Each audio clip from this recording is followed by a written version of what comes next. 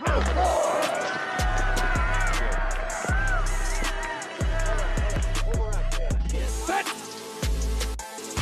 4, 3, 1.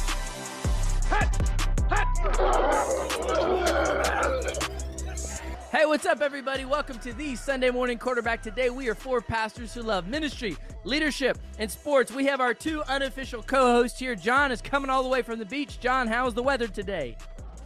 It's raining, but it looks like it's going to clear up. Going to be headed out to the beach, wrap this up quickly. Nice. Paul's coming from Brainerd Baptist Studio. Paul, how's it going today over there? Doing well. It's hot, but we're indoors, so that's doing hot. VBS day one is in the books. Dad, you got VBS in about 2 hours. You ready? 2 hours. It's calm before the storm. Am I ready? No, but we're going to do it anyway. Calm before the storm. Well, you know, Adam, our other co-host, he gets so big that sometimes we can't fall in on his calendar. So whenever we have an opening, it's just without fail, these two guys. And just for those of you out there, like, we have such a rich Temple history. You've probably picked up on it. But anytime you get any former TTU alum or friends in the same room together, man, it's fun, and it can get wild quick. So, fellas, let's jump in, and let's just take the people behind the scenes on what we talk about when we're together on group chats. We're going to start off with some sports, and we are going to start with the one and only Dame Dollar. Finally, after many years of people lamenting him being stuck in Portland, he has waved the flag and said he will be traded. So I'm going to start with the obvious first. Paul, where would you like to see Damian Lillard traded to? The Miami Heat.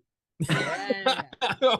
Where else would I not want that to happen? That would be fantastic. I mean, not to say that we're not doing okay as it is anyway. I mean, it was hard to watch, you know, basically them get slammed pretty hard in the finals. But I mean, I can't ask for more from the Miami Heat. They've been doing awesome, but I mean, that would be great. I don't mind us running shop again with the Miami Heat having Lillard on there. That's for sure.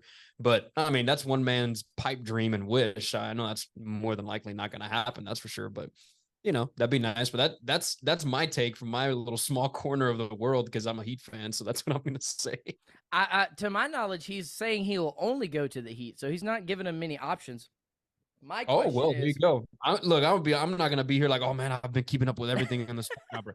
We've had VBS. June has been nuts. And if anybody's know anything about church life during the month of June, it's crazy.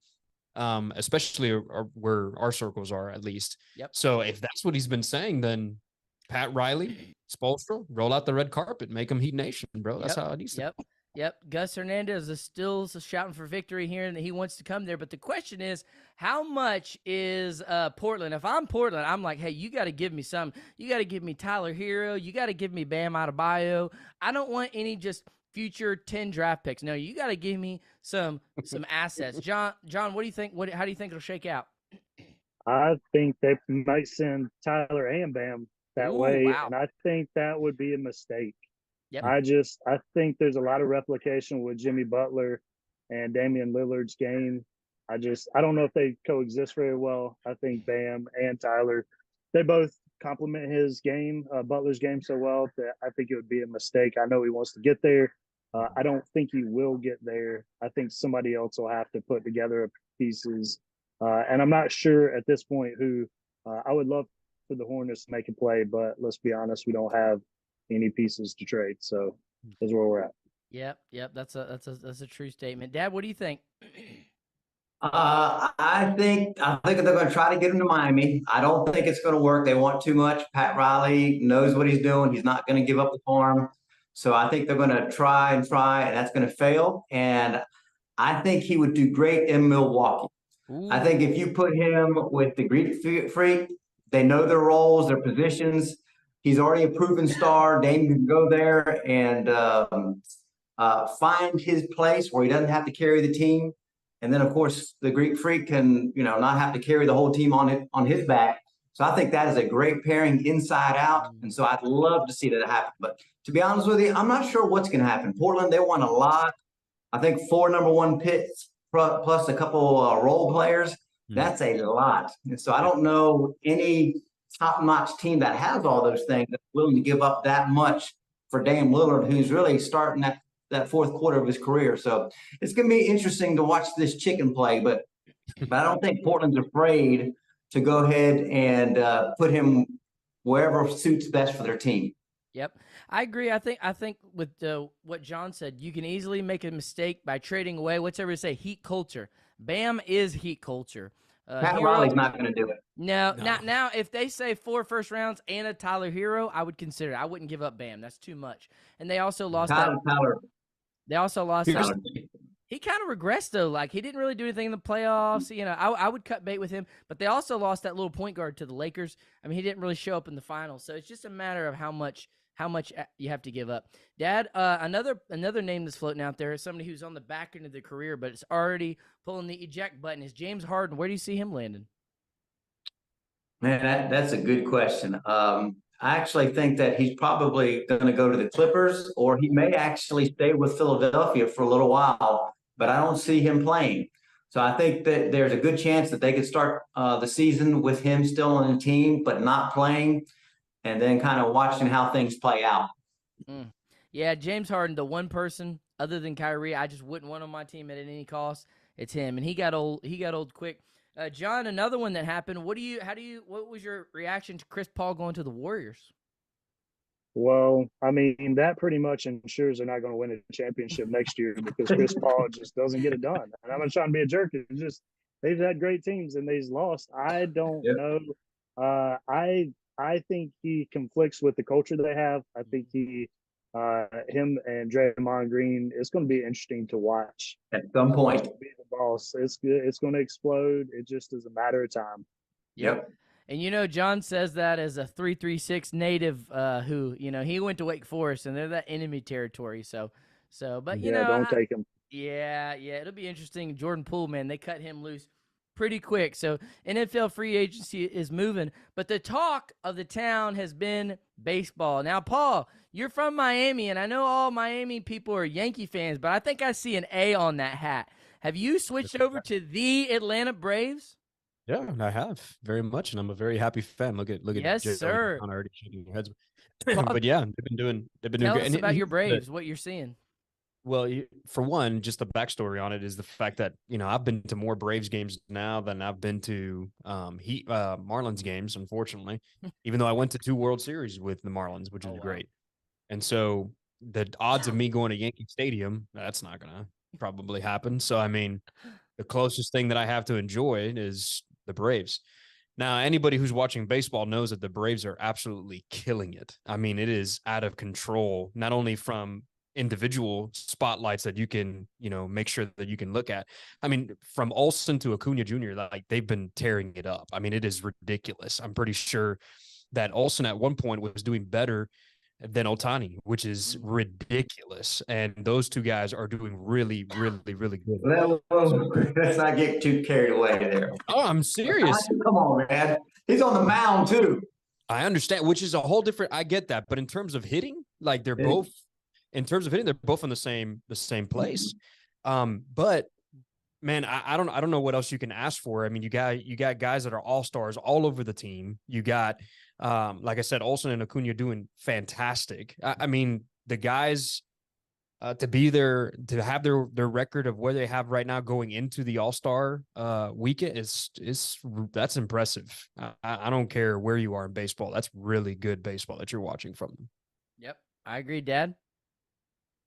I'm with the guys. Atlanta is tearing it up. They just humiliated Tampa, and I've been watching Tampa. That, you know, from the very beginning, they started off fast and they played good ball, and all of a sudden they ran into Atlanta, and I think it's like they went into like 7-8 games in a row, maybe continuing on of losses. So, and then watch out for the Mets. They're starting to play better. And you started this segment with Atlanta, New York. I hate to say this. I hate to say it because it's always fun to have a villain, but New York they feel like the Cowboys, where they have some big pop. They got some stars.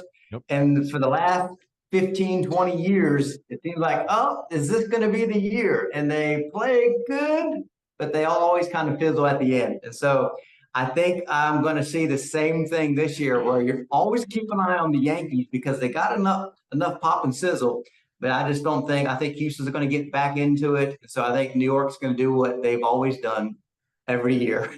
And it pains me to say it that way because I know what you guys are thinking. But that's kind of what I think New York is. And this is just remember this. I think the Braves are going to rock and roll. However, watch out for the Dodgers because I think somebody from the Angels may be getting traded. And I got a feeling that he could go to the Dodgers. If he goes to the Dodgers, then we have ourselves the ball game between them and the Braves to see what happens. I think he's a closet Dodger fan. He always loves talking about the Dodgers. And, you know, how can you have Ohtani and then Mike Trout, and you can't even make the playoffs? Like, they're just cursed franchise. But John's coming up there from Orioles country, Nationals country. John, what do you see in the MLB landscape? Yeah. Well, I think if anybody believed that the Braves were going to be solid at the end of last season when they seemed to depart a lot of different people from a lot of different places, you're like, man, it's like rebuilding mode. No one foresaw the change in the direction trajectory that they're on. And if they said they did, they're lying, and they shouldn't be trusted. And the Yankees have the money to go and buy the players. But what we're seeing is, you know, across the sports is those teams that have the money, Dallas Cowboys, Lakers, and the Yankees, just to name a couple. You know, the most talent doesn't always win. And so I think it gets down to a point of good coaching and good teamwork, and personality conflicts are at a minimum, and the ability to cheer one another on. I mean, it is a team game. And so you're gonna watch it come out of the break. And I know the Yankees just got Casey just signed on as a new hitting coach. So it's a pretty big change for them. But I don't suspect that it'll be turned around in the first month or two out of the break. So we shall see. But I think the Braves are going to ride it all the way in. I don't foresee any kind of hang up. It's not in the bag, but they're going to storm into the playoffs. There's no injuries. They'll be good, man. Well, it's definitely a World Series win or bust this year. The Braves fans are living in the glory days. Adam comes in here strutting his feathers about the Braves, and so we'll see if they can keep it up. Hey, John, we'll stick with you. Watch that Angel trade. There's a lot of talk of him being traded. Yeah. And Dodgers, they got a lot of money. Talking about Trout? No. Ohtani. Well, man, they'd have to give up something to get that guy because, he's talented. But hey, let's shift gears real quick to football. Football's right around the corner. Preseason camp and all that is coming down the pike. John, here's the question. What NFL storyline are you most looking forward to finding out the answer to or watching going into next year? It's got to be the battle of the newly drafted quarterbacks, right? Like, is it Florida just offload one? Alabama. I mean, there's got to be who made the right choice, right? Like, there's not a whole lot of controversy. I don't feel like there's a lot of chaos that's going on. Ray Lewis is no longer in the league, so, you know, he's not in a murder trial or anything. So you're looking around, you're like, what's going to be the narrative? Right now, it's which team picked the franchise quarterback, and I think the Panthers are a leg up from what I'm hearing in training camp. I think they made a solid selection. Pretty excited about that. Any barring injuries, then we're good to go. And I think it continues to build on the narrative now that we can finally squash that you need a 6'3" quarterback in the NFL. I mean, at this point, you have to start looking around and going, no, you can be 5'11" or 6 foot and do really well and play really well. So that would be my first shot. And then second, you got to wonder if Wilson's going to bounce back. It's just, it's maybe that secondary story, the Broncos, what's going on. I don't know. I mean, you know, you read all the reports, you see all the stuff. You're like, man, what were you into to clear your head and regain momentum? If it can be done, I'm not sure, but people will be watching. And if it doesn't sort out, and even if it does, there's no win for him, I feel like. So that's going to be a major talking point, I believe. And being in that division, man, like, I almost wonder if Sean is going to go in the opposite direction. Everybody knows him for offense, but if he turns it into a Seattle, it's like, okay, all these high-powered teams, let's do defense and run the ball. Do what worked for you in Seattle. So definitely a good one there. Dad, what storyline are you watching going into the NFL? Well, I've got a couple of them. I want to watch to see how the Jets do. I want to see how Aaron Rodgers is going to take this franchise, this pedestrian, not even mediocre franchise, and see if they can do something with it. So that's going to be interesting to watch. Here's another side note before I get to my main meat. But the little side note is, and it's just, I'm curious to watch what happened with the Raiders. The Raiders seem to be a dumpster fire. I don't like their coach one bit. And I think what they did with their quarterback last year was just sad. And so they're trying to make all these moves, and I really think that place is going to be volatile. That head coach is he's just an angry dude, man. And so I think it's going to be, man, with that owner and the coach, there's nobody there. You got a diva wide receiver, so it's going to be fun to watch that place implode as they have to face San Diego, they have to face the Chiefs, and they have to face the Broncos. I think the Broncos are going to be better. So I think they're going to get trashed, and there's going to be a lot of speculation come out there. But of course, I think the main thing that I'm going to be watching is the two powerhouse juggernauts, two amazing defenses, amazing offenses, great young quarterbacks. Did I say that with a straight face? Anyways, I really believe that you're going to see a major struggle. I really believe, with all my heart, we pay attention. Dallas' defense is legit, and they've got some young studs that most people haven't heard. They've added some other big names, and so I just think that that's going to be a collision course. On a honest note, do I think Dallas is going to be able to overtake?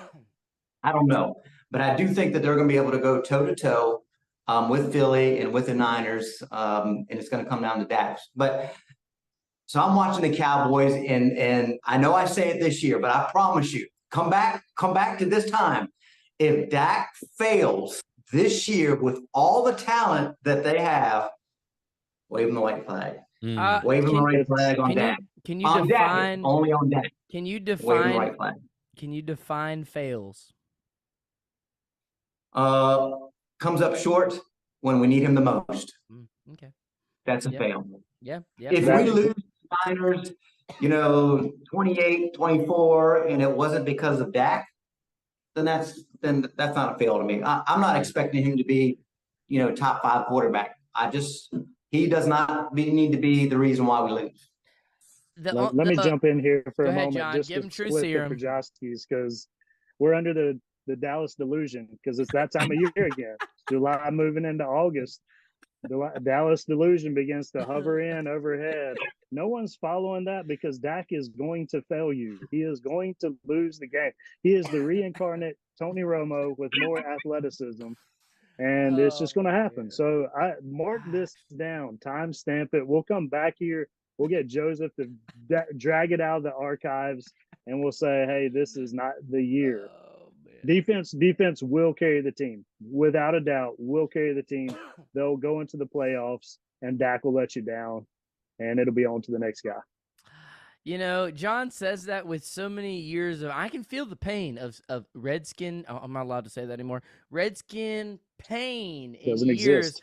And not anymore, because he's cleared the conscience and moved on to the next relationship.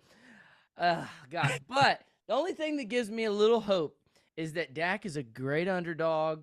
I think McCarthy. There you go. Right. McCarthy was like, okay, Kellen Moore was trying to make him a Lamborghini, and it's like, whoa. There's nothing wrong with a Toyota Corolla, okay? It can be efficient. He's going to take the ball out of his hands, instead of, middle of the pack Dak. If he can just be consistent and let him hand off the ball more and lean on the defense and be a la Russell Wilson for the Seahawks, and instead of making 35 throws a game, maybe let's make him like 28, 27. Give him some checkdowns, play some more. I think you had opposing philosophies last year. And here's the thing.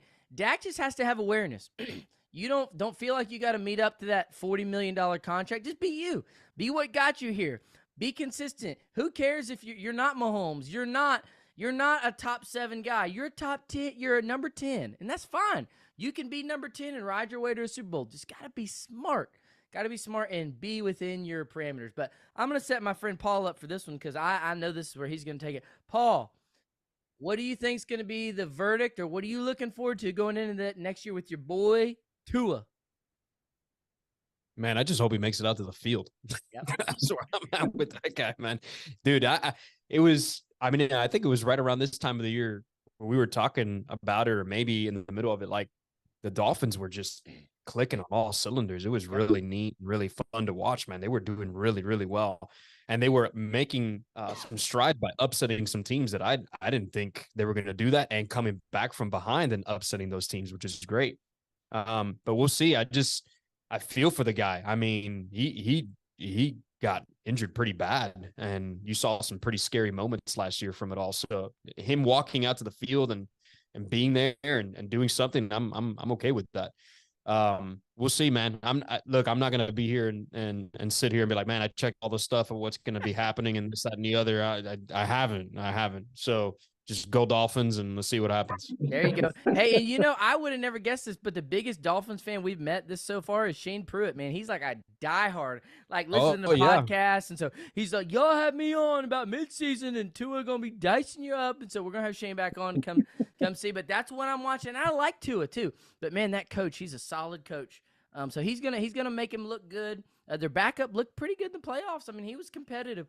But I think the one storyline I'm watching going into this NFL season is Josh Allen. You've got Mahomes, and it was Mahomes and Allen competing. And then out of nowhere, Dad's boy, Joe Burrow, comes into the scene. And it's almost like Josh Allen. It's like Josh Allen is playing third fiddle now. And, you can't get over the hump, and they got the D end, and then he got hurt, and it didn't work this year. And so how does Allen respond? Do they get a running game? Do they get stuck in this like lull that they're in, and do they regress? Talk about Stephon Diggs coming into camp late and a little controversy, and does he want to move? So that's what I'm watching. I'm watching Tua. And then the other thing I'm watching is, are we going to see, is this going to be the year that the Chargers quarterback, what's his name, Dad? Chargers quarterback. The heir apparent. You know who I'm talking about. The boy wonder that everybody's like, man, you get on this show and they just slip your mind. The quarterback from Oregon. Justin Herbert. Herbert. That looks like such a rookie right now. Justin Herbert. Is he gonna ascend? Like me, bro. Is he gonna like that? It's off season. I haven't been keeping up with my quarterbacks. Is Herbert going to ascend into Mahomes and Allen and Joe Burrow territory? Because everybody's been saying he is. He is kind of like Andrew Luck when he came in, and they're high praises. But here's the thing. He's got a new offensive coordinator, Kellen Moore, somebody who we know a lot about, who likes trick plays, and he can dial it up. But Kellen calls plays. He doesn't call a philosophy and concept. And so, he's got that coach that holds him back too. So that's the other. I have a question for you, Joseph. All right. Let's go around the horn in order. Who's winning that division? Going in order.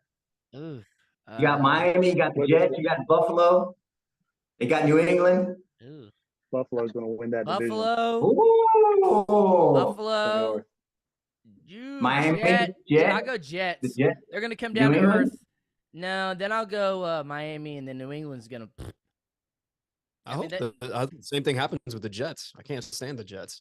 Nah. But I'm a Dolphins fan. He ain't going to go out that bad. But Patriots have Bill O'Brien. It's going to be make or break for their quarterback there. And what do you think?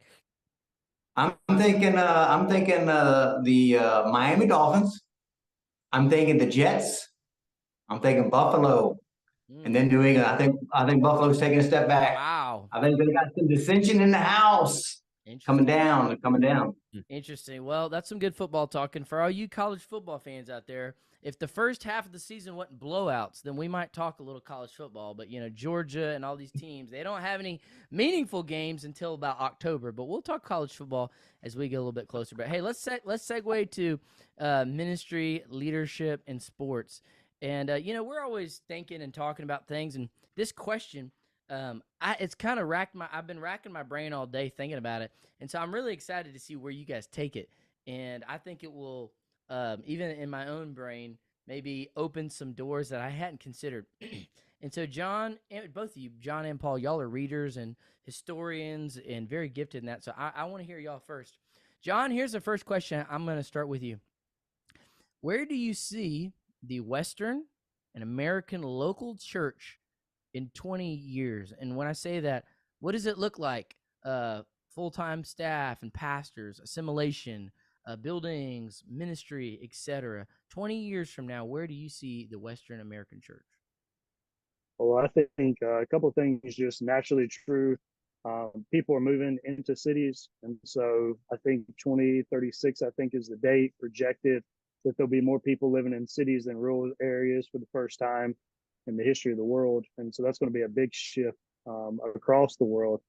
In particular, in the Western church, I don't, in 20 years, I don't think we're going to see it die or flounder. I know a lot of people are hoping or thinking that that's going to be the case, where it's going to burn out.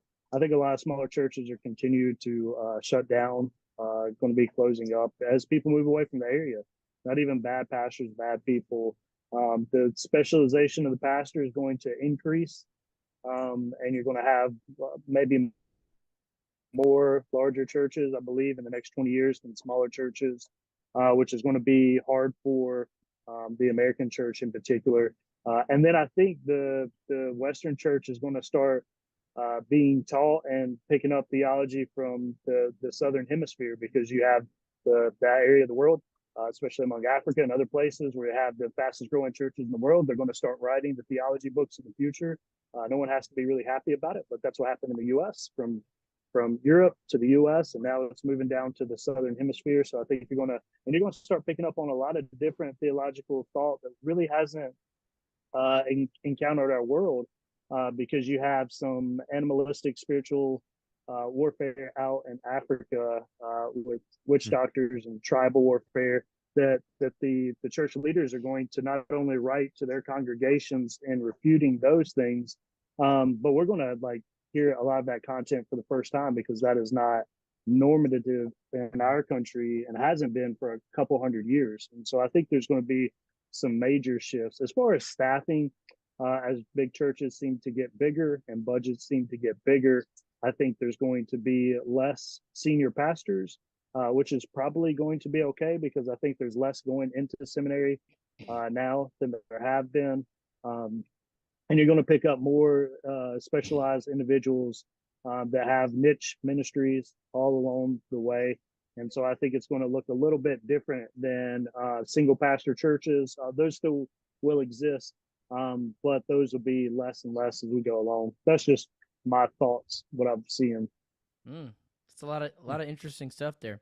Paul, go ahead, and then we can all, once we all share, we can kind of chop it up and take pieces of what each shared. Yeah, sure. Man, I live in a pretty unique area.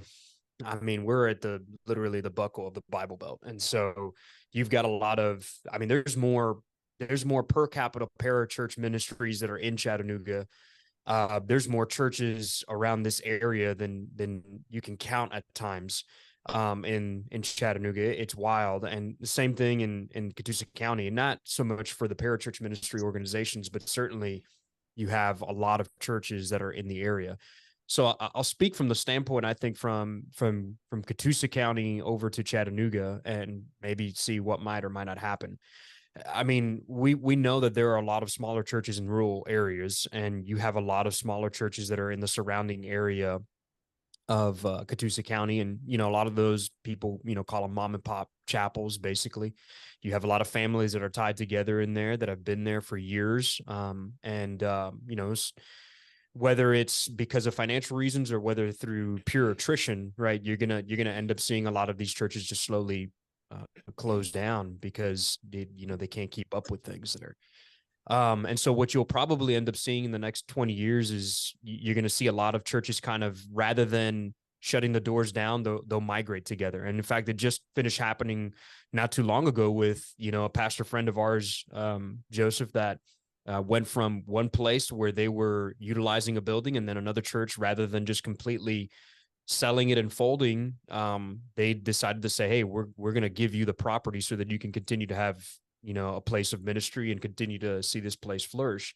And so they gladly got a chance to take it. They're renovating the whole thing, and they're going from that point, on. And then you have places that are just outright selling them. I mean, we just saw a church property go up for, $1.5 million, maybe 2 or 3 miles from the Chattanooga campus. And so I think in many ways, you're going to see some of this stuff where you're going to see churches slowly either coming together or just, going away, unfortunately. And so you're going to have a lot of change and turnover sometimes, I think, is what you're going to have. A lot of these para-church ministries that you have keystone people that have been a part of it, right? Like we had John Ankerberg here in Chattanooga as a staple. Well, I mean, that's slowly coming to a place where without John at the helm of that, I mean, it's not going to be the same thing. You have Kay Arthur that's been there at Precept Ministries for years, that's been around. I kind of wonder what'll happen in the next 20 years with everything that's happening there at Precept. And that's not to say that somebody can't take it over and keep it going. But here in Chattanooga, you've had such key figureheads in some of these parachurch ministries and other churches that, you just, I frankly don't know, but at the same time, I kind of see a pattern of seeing either attrition happening or you just have a passing of the torch from one church to the other to say, hey, keep it going, because this is the only way that it can happen. But then again, last year, man, there were 5 church plants that happened in Chattanooga. So this place is wild, man. I don't know what may turn out when it comes to that. And then, all right, I'll just stop from there because there's more. No, that's good. That's good. So, Dad, John kind of hit on the big city aspect. You're coming from Nashville, very metropolitan city, and a lot of commuter churches. And so 20 years from now, what are the tea leaves you're seeing? Man, I wrestle with this. I thought a lot about this because I think it's a good question. But and also, I thought 20 years is really not that much time. Especially when you read scriptures. I mean, you read the Old Testament, man, it goes from 100 years to 500 years. And you even look at culture today, there wasn't a lot of change from the early 1900s all the way really until 1990, 2000. Then once the 2000, 1990, there became a change with the contemporary style church. So, 20 years is not that much of length. But 2 things that I see. I think law is going to be very interesting to see what happens with law. There's things going on in Canada right now that I can see migrating here to the United States. So I think that's going to weed out some biblical churches. I also think, and this may be, I hope it's not heresy.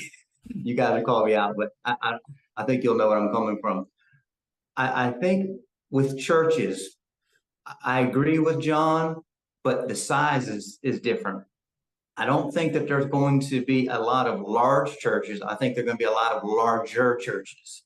So it seems like people are beginning to move away from what I mean by the larger churches, the 15,000, the 10. And I think you're going to have more churches, about 1,000, 800, 500, 3,000 would be the bigger churches, because the more and more I'm hearing from people, they like the community feel where they can know folks.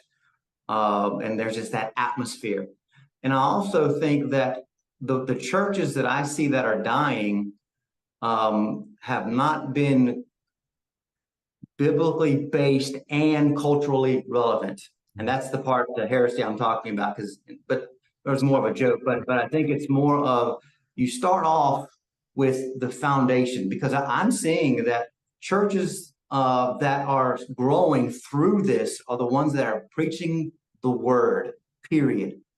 And then in its own line item, understanding today's culture and trying to use wisdom to modify to be able to create the proper approach. I've seen some churches that are preaching the Bible, but the pride gets in, and they're not caring about culture change. And so everything that they're doing, their approach is old school, and they're dying. So I think you're going to have churches that continue to die, unfortunately, but I also think you're going to have other churches that continue to thrive. And it may not always be location based. I think you can be a church that, not thick rural, but 50 miles outside of a city that's doing well because they understand their surroundings. They preach God's word. People are always hungry for God's word spoken in truth, but then also people that are using wisdom to understand what's going on in today's culture. So I think you'll have much of the same, but I think styles will change. I think some churches will continue to die, And I think there's going to be a lot of churches that thrive.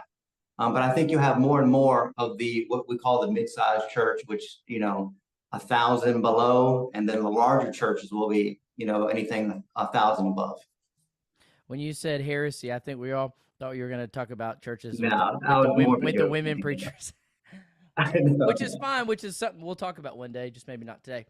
Yeah. So a few thoughts. Dad, you were talking about, a lot can't change in 20 years. And I don't know, maybe I'm naive to the times, but I just feel like this whole AI. I'm talking about big shifts. Sure. I'm talking big shifts. Sure. Yeah. I think this whole digital AI thing is something to really watch. I mean, I think it could get real. You're starting to see like virtual churches and churches meeting in like AI reality and like, ooh, like, I mean, I'm all for spreading the gospel. You're starting to see some of that weirdness. And here's the reality. Like, I mean, if the government keeps going against the tide the church is going on, and say the church loses its 401(c) tax exempt status and pastors lose housing allowance and different things like that, the question is the church going to comp that? And, are we going to see, churches scale down their staff? And so that's interesting.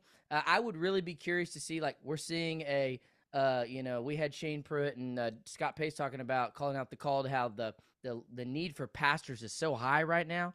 And so where does that go? Does that trend shift?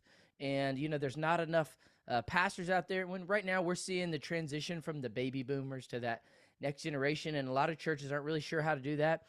That's something to watch. Something I think was real interesting, which, side note, Derwin Gray is going to be coming on in August with us, which is awesome, former pastor and NFL player. But he wrote a book, and he's kind of one of the forefronts on the multi-ethnic church.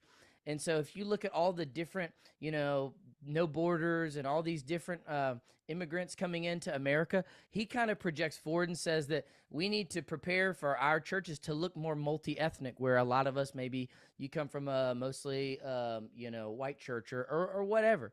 And so that's fascinating. That's interesting, of opening up our mind to different cultures, and that presents its own set of challenges. And so at the end of the day, I think like churches are just going to have to continue to assimilate and disciple well, and the ones that do that will thrive. And so each of you pointed out a lot of interesting things. John, I thought that was fascinating, what you're saying about watching the trends and where the Lord's moving in some different places, but maybe they come from some different theological camps, and kind of opening your mind up, or having to address certain issues that that we didn't address before.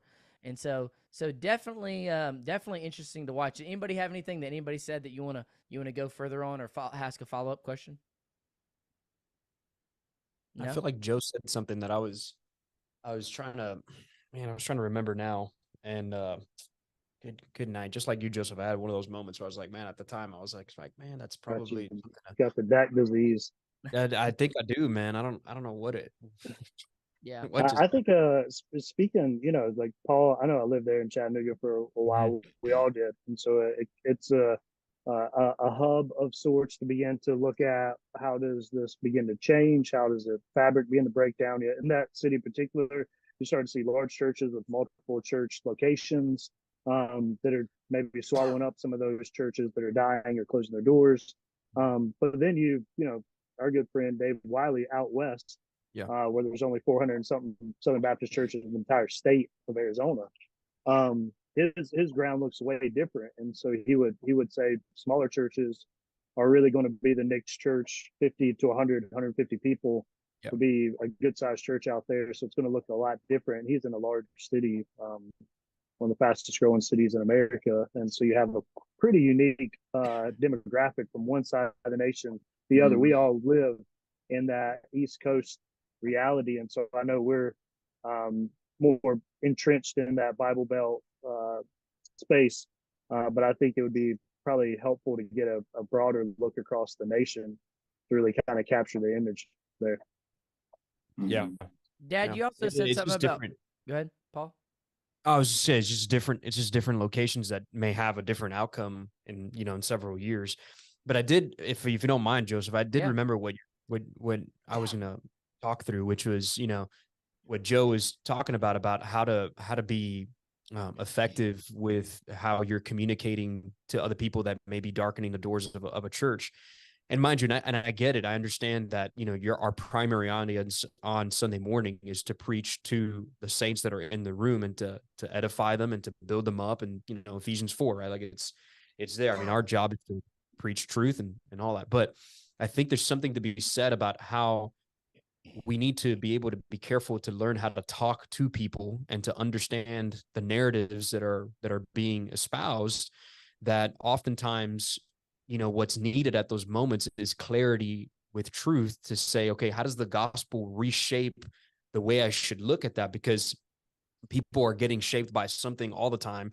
They're getting something that's being said to them on a regular basis, and it becomes the narrative in their mind to say that it's okay. And there's been one that's been said for a long, long time. Well, if two people love each other, why can't they just have sex and it'll be fine, right? And then now it's even more ambiguous, right? Because it's just like who cares who the two people are, whether they are male or female, whether the one espouses to be a woman but it's not a woman but it's a male, like that whole mix up.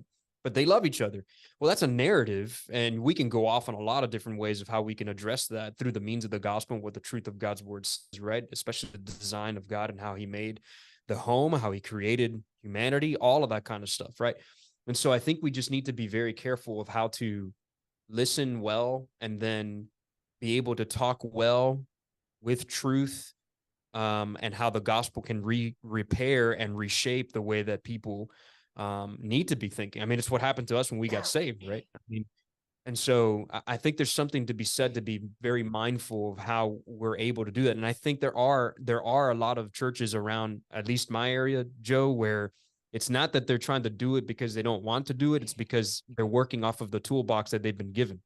Right. And it was Pastor so-and-so that taught brother so-and-so, and now brother so-and-so is preaching now, but dude has no seminary training, but he knows everything that his former pastor told him. And it's just, you could almost as a congregant know what the schedule of the sermon series are going to be that year, because it never changes. It's the same stuff that he's going to be preaching on. And God forbid if you don't preach on the Revelations, because that's just part of the staple calendar of what you need to be preaching on a regular basis. And that's it. That's all you always get. You know what I mean? And so that gets very old very quickly when you're not addressing things that are the narratives, or even for your own people, because you're like, man, we've been hearing the same thing for the last, and you guys get what I'm saying. Yeah, we need to preach the truth all the time, and the gospel is going to be the same. That's not going to change, but you get what I'm saying. There's no whole counsel of God's word. That's what I mean by the same. Mm-hmm. Anyway, that's all I was going to say. All right. I'm going to shift to our last question, and I'm going to throw you guys a curveball. When I say this, don't freak out because we didn't talk about this, but I feel like I know each of you well enough, and I feel like we can have a wise and productive discussion around this, because we've been kind of wanting to talk about this, because I feel like as things are going around in culture, in church culture, like we got to speak on it. Like I don't want to be afraid to talk about things. So Dad, I'll start with you here, and we'll kind of pass it around. A lot of people are real curious right now. It's no secret that the SBC, put out some churches that had women pastors and different things like this. And as we're talking about the future of the church, you're seeing an influx of women preachers. And okay, is there a separation between elder and pastor and preacher and splitting hairs? And each of you are going to come from this at a different angle. Like I can already tell you, and John and Paul are the type of people that you guys are well versed in this. So whenever I pass it around to you, I'd like for you to talk about like, okay, is a pastor, a preacher, is an elder, is a this, and kind of take them behind the curtain of like why this is a big deal, or is this a big deal biblically? How should we think about this moving forward? Like, I feel like a lot of people are kind of afraid to talk about it. We could talk about it in a very open, like not condemning way, but just, this is what scripture says, and this is kind of what our approach is. But Dad, I want to start with you first to kind of set the tone for the conversation. I think we all agree that, men are called to be elders or pastors, etc.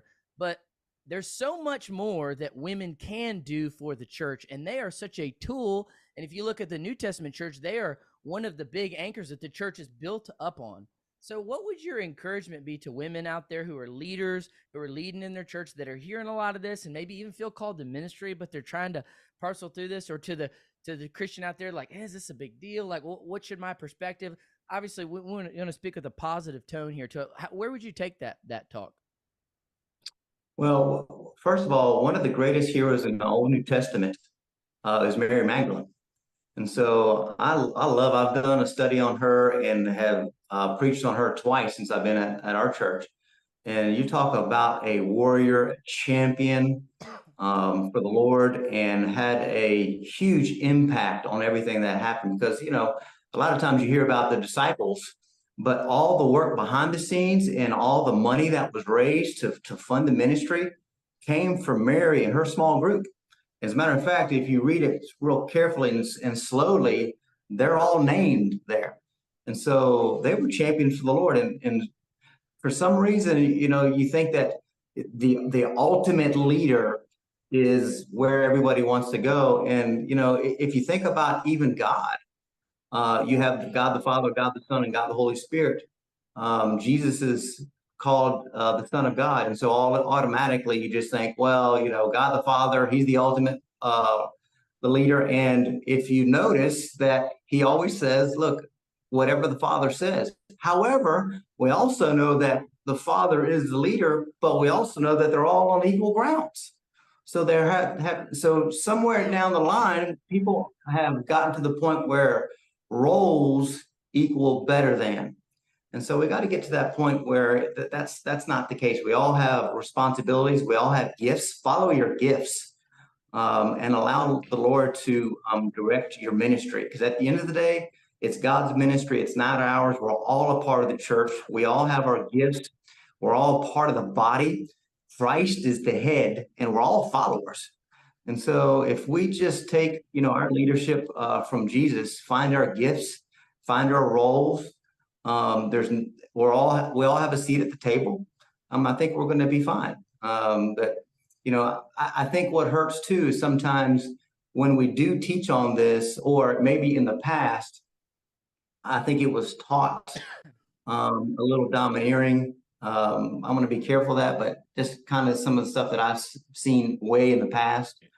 And so there's other things going on in the world, and so it's just, you know, in the church there's no second rate. There's no lesser person. We all have our roles that God gave us, and you know, let's do it, and let's serve God and serve the church because there's people in need. So that's just a quick thought. Yeah, no. That's a good quick thought. And let me also say this for anybody out there. This is coming from four guys who, Michelle is a super awesome ministry leader, pastor's wife. Kay, who I saw today, is an awesome ministry pastor's wife.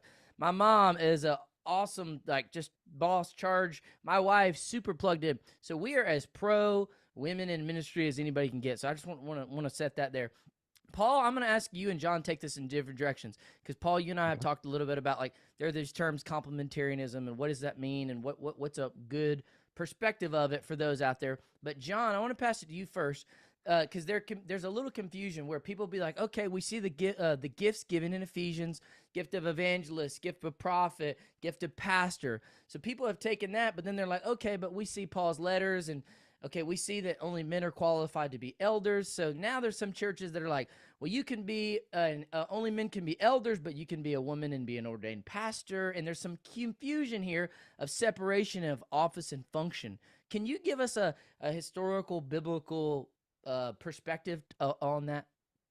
Yeah, I think, and I'm no expert, so to speak, on all things historical when it comes to the word. But looking at it, it's pretty clear the pastor, overseer, elder, shepherd, synonymous term used interchangeably, like many of our terms are used interchangeably. And you're looking at the kind of build out from that. Well, can you exercise authority? Some people exercise authority and some don't. Then you get into some other denominational aspects. So we're talking SBC in specific right here because it's a buzz. We're not talking about ruling elders or something else that have authority. So I mean, clearly it's a role that's been set apart by God, by design to lend on a man to lead and shepherd and care.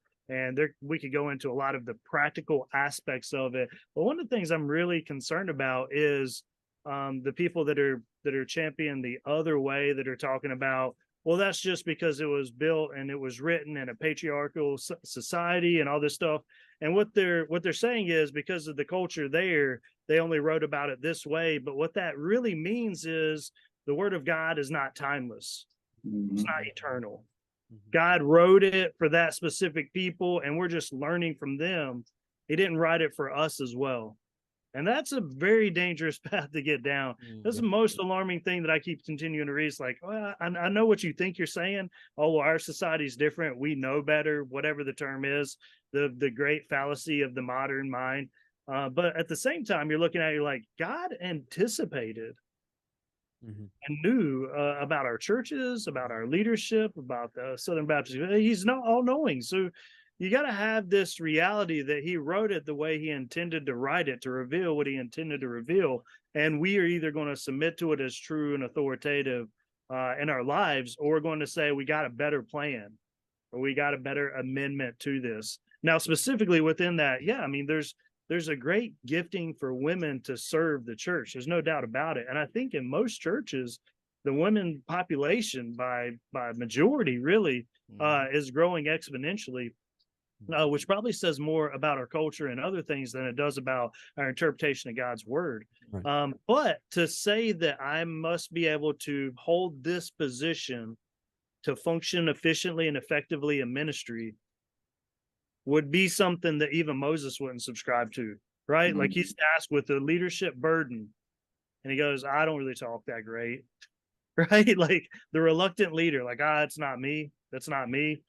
And what you do is you see God use this man to lead the largest people group that anyone's ever led through the most difficult season of life based on their experiences and wrestles at an age in his life when most other people are hanging things up. And what God says about him is he's the most humble person on the face of the planet. And you say, man, how does one of the greatest leaders that we have in God's word also be connected to the most humble person in all the world? I think it's because the leadership model for us has shifted in such a way that the guy or person that we see on stage is the boss, and his gifting, his charisma, his activity, his whatever is really what allows him to be on stage, and not because God has drawn him to this role. He's aspired to that role.